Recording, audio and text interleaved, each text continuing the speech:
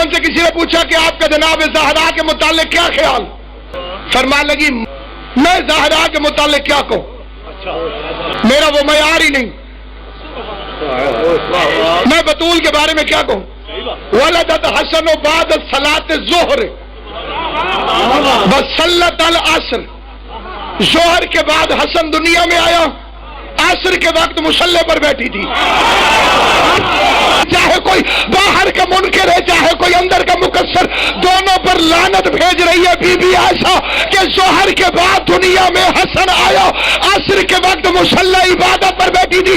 इमाम हसन का ज़हूर हुआ है 15 माह रमजान को, रमजान का महीना था, 15 तारीख थी, जोहर के बाद आया, असर के वक्त मुसल्ले पर बैठी थी। उस बीबी को कहते हैं फातिमा, हसन की मां भी बन जाए, न मुसल्ला छूटता है न रोजा तोड़ता।